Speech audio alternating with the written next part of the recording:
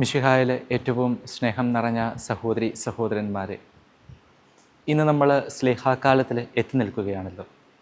പരിശുദ്ധാത്മാവിൻ്റെ പ്രവർത്തനങ്ങളെ വളരെ വിലമതിക്കുന്ന ഒരു കാലമാണിത്.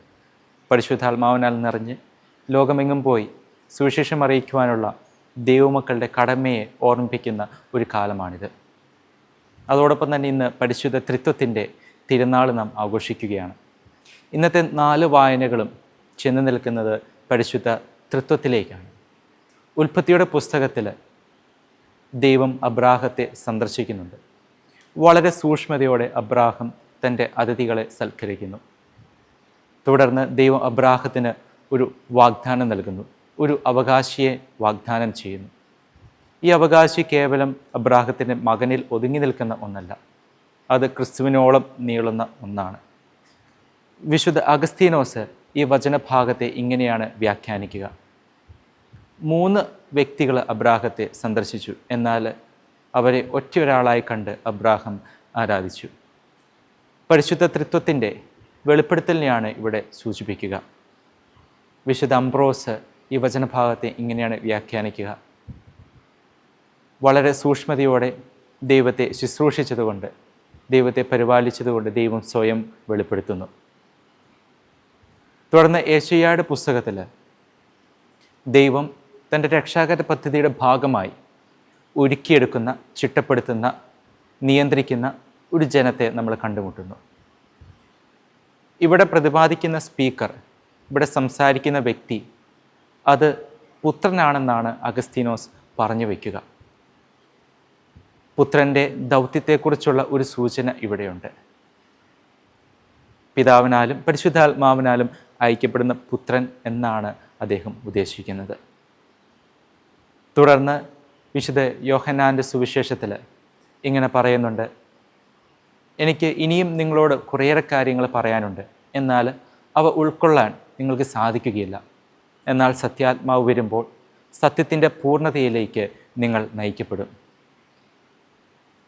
അതായത് പരിശുദ്ധാത്മാവ് വരുമ്പോൾ ഇതിനേക്കാൾ ശ്രേഷ്ഠമായ മറ്റൊരു വെളിപാട് ഉണ്ടാകുമെന്നല്ല ഉദ്ദേശിച്ചത്, മറിച്ച് പരിശുദ്ധാത്മാവ് വരുമ്പോൾ കൂടുതൽ വ്യക്തതയോടെ നിലവിലുള്ള വെളിപാടിനെ മനസ്സിലാക്കാൻ സാധിക്കും എന്നാണ്. ഇവിടെ പ്രതിപാദിക്കുന്ന സത്യം അത് ക്രിസ്തുവിലൂടെ വെളിപ്പെടുത്തപ്പെട്ട ദൈവിക വെളിപാടാണ്. അന്നത്തെ കാലത്ത് യേശുവിൻ്റെ ശിഷ്യന്മാർക്ക് അതിൻ്റെ പൂർണ്ണതയിൽ ഈ വെളിപാടുകളെ മനസ്സിലാക്കാൻ സാധിച്ചില്ല. എന്നാൽ പരിശുദ്ധാത്മാവ് വരുമ്പോൾ ഈ വെളിപാടുകളുടെ എല്ലാം പൊരുൾ മനസ്സിലാക്കാനും അതിനെ കാലോചിതമായിട്ട് പ്രയോഗിക്കാനും അവർക്ക് സാധിക്കും. ഇത് സഭയുടെ പ്രബോധന അധികാരത്തിലേക്കാണ് വിരൽ ചൂണ്ടുന്നത്. തുടർന്ന് നമ്മൾ കാണുന്നുണ്ട്, പിതാവിനുള്ളതെല്ലാം എൻ്റേതാണ്, അതുകൊണ്ടാണ് എന്നിൽ നിന്ന് സ്വീകരിച്ച് അവൻ നിങ്ങളോട് പ്രഖ്യാപിക്കുമെന്ന് ഞാൻ പറഞ്ഞത്. അലക്സാണ്ട്രിയയിലെ വിശുദ്ധ സിറിൽ ഈ വചനഭാഗത്തെ ഇങ്ങനെയാണ് വ്യാഖ്യാനിക്കുന്നത്: പരിശുദ്ധ ത്രിത്വത്തിൻ്റെ സ്വഭാവത്തെ വെളിപ്പെടുത്തുന്ന ഒരു ഭാഗമായിട്ടാണ് അദ്ദേഹം ഈ വചനഭാഗത്തെ കാണുക. പരിശുദ്ധ ത്രിത്വം സത്തയിലൊന്നാണ്, എങ്കിലും 3 വ്യക്തികളാണ്. ഈ ഒരു യാഥാർത്ഥ്യം വ്യക്തമാക്കുന്ന ഒരു വചനഭാഗമായിട്ടാണ് അദ്ദേഹം ഈ ഭാഗത്തെ അവതരിപ്പിക്കുക.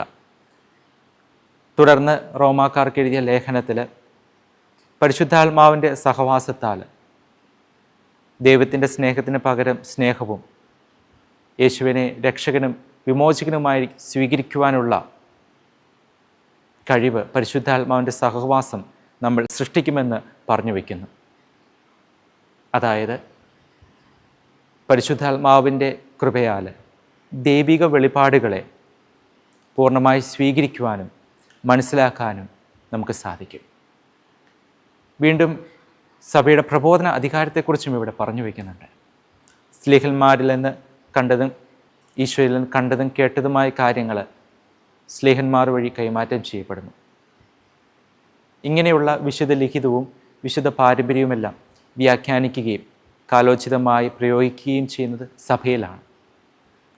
ഇന്ന് ചില വ്യക്തികളും കൂട്ടായ്മകളുമൊക്കെ തങ്ങളുടെ അഭിപ്രായങ്ങൾ വസ്തുതകളായി പഠിപ്പിക്കുന്ന കാലഘട്ടത്തിൽ സത്യം എന്തെന്ന് അറിയാൻ ജനങ്ങൾ നട്ടോട്ട് മൂടുകയാണ്.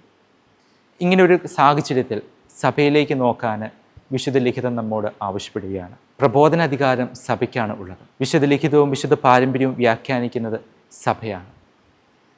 അതുകൊണ്ട് സത്യവിശ്വാസത്തിൽ ഉറച്ചു നിൽക്കാനായി, ക്രിസ്തുവിൻ്റെ പഠനങ്ങൾ ശരിയായ രീതിയിൽ മനസ്സിലാക്കാൻ സഭയോട് ചേർന്ന് നിൽക്കണമെന്ന് ഈ വചനഭാഗം നമ്മെ ഓർമ്മിപ്പിക്കുന്നു. അതിനുള്ള കൃപ പരിശുദ്ധാത്മാവിൻ്റെ സഹവാസം നമ്മൾ സൃഷ്ടിക്കും. ദൈവം നമ്മെ സമൃദ്ധമായി അനുഗ്രഹിക്കട്ടെ.